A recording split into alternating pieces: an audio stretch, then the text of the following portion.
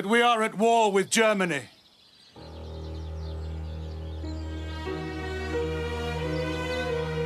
Just when it seemed like the Crawleys had taken their final bow, Downton Abbey is making a grand return, one last time.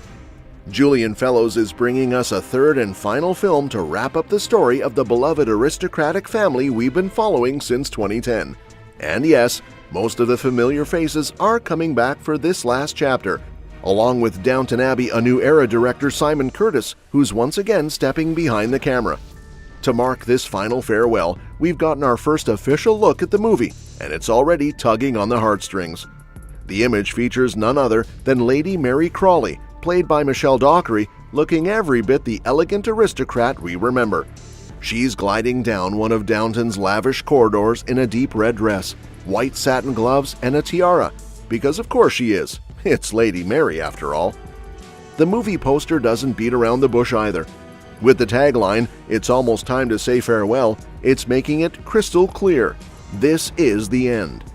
For fans who have followed the Crawleys through thick and thin, that's a bittersweet announcement.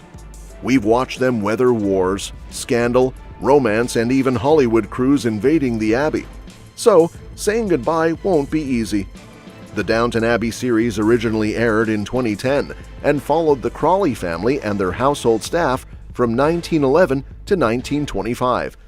It stood out from the usual period dramas because it didn't just focus on the posh folks upstairs, it gave just as much attention to the people downstairs, who kept the whole place running.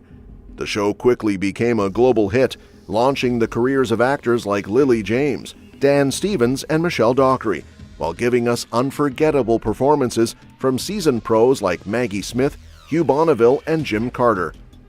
After the show ended, we got a feature film in 2019 that was set in 1927, where the Crawleys prepared to host a visit from the royal family, complete with an assassination attempt. Then came Downton Abbey A New Era in 2022, which split the story between the Abbey and the south of France, where secrets and legacies unfolded. So, what do we know about this third and final movie? Well, a bunch of fan-favorite cast members are back. We're talking about Hugh Bonneville, Elizabeth McGovern, Laura Carmichael, Jim Carter, Phyllis Logan, Joanne Froggatt, Alan Leach, Penelope Wilton, and many more. Even Dominic West is returning as actor Guy Dexter, who was last seen forming a close bond with the Abbey's longtime butler, Thomas Barrow. But there are a few names missing this time around.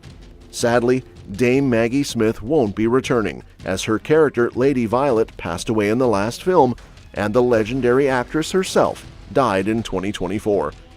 It's a huge loss, and her absence will no doubt be felt throughout the story. Imelda Staunton also won't be back as Lady Maud, and neither will Matthew Good, who played Mary's husband, Henry Talbot. Tuppence Middleton, who played Lucy Branson, is also notably absent from the cast list.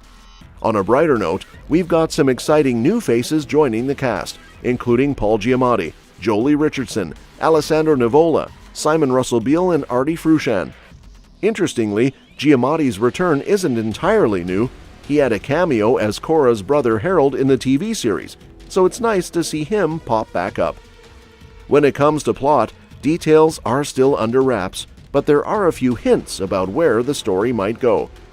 Since Dominic West is back as Guy Dexter, it's likely we'll pick up where A New Era left off, with Thomas possibly building a new life alongside him. And Lady Mary's marriage seemed rocky in the last movie, especially with Henry barely around. His absence now might point toward a separation or even divorce. Plus, with Lady Violet gone, the family will be adjusting to life without their matriarch, and we might see the next generation of Crawley children stepping into the spotlight or getting into trouble. The final film is also expected to be a tribute to Maggie Smith and everything she brought to Downton Abbey. In a recent interview, Michelle Dockery mentioned how emotional filming was this time around, not just because it's the end, but because it felt like a celebration of everything and everyone that made Downton so special. It's a real tribute to Maggie Smith, she said, describing how the cast cherished every moment on set, knowing it was their last. If Downton Abbey 3 wanted to shake things up a bit while staying true to its historical roots, there are a bunch of different ways it could tap into the impact of the Great Depression. This wasn't just a bad year or two, it was a decade-long economic meltdown that started in 1929 and hit countries like the UK, the US, and Germany especially hard. So it wouldn't be surprising if some of the characters in the film felt the sting of the financial collapse, even if they're tucked away in the grandeur of an English estate. The story could show how, even though the Crawleys live in luxury, they're not immune to global financial chaos. Because when the Wall Street crash happened in October 1929, it didn't just stop at American borders. It triggered a chain reaction across the world. The UK, for example, was already dealing with its own economic challenges throughout the 1920s.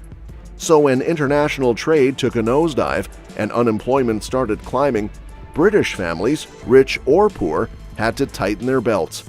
It might be interesting to explore how the Crawley family's wealth, which is tied up in land and old money, starts to feel the pressure.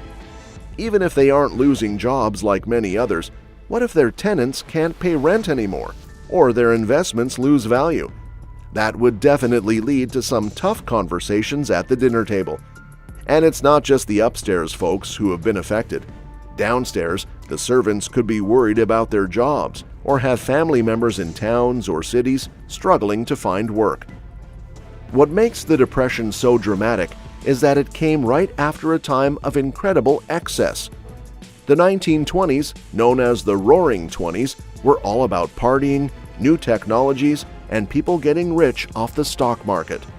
But because so much of that money was built on speculation, it was fragile. Banks were lending recklessly, and by the time the economy started slowing down, things unraveled quickly. That's when the bubble burst and people lost everything: homes, jobs, and savings. It was a mess. Downton Abbey 3 could dig into how those shifting tides made their way into the lives of the characters. Maybe Lady Mary is trying to modernize the estate and has to make risky financial decisions, and suddenly the economic crash puts everything at risk. Or maybe Tom Branson, who's always been the more socially conscious one, is trying to help struggling families in the village, bringing a bit of that real world into the Crawleys' bubble. And although the British economy wasn't hit quite as hard as the US, it still suffered. Industrial towns saw massive unemployment, and trade shrank significantly. If the film wanted to broaden its scope, it could even mention how other countries were affected. Germany, for instance, was crushed by the Depression, which helped radical political movements gain traction, including the Nazi Party. That could be part of the background chatter at one of those fancy Crawley family dinners, sparking some debate about the future of Europe. Another layer Downton Abbey 3 could explore is how politics responded to the crisis. In America, President Hoover didn't do much to help the economy at first, and it wasn't until Franklin D. Roosevelt came into office in 1933 with his New Deal programs that things slowly started to improve.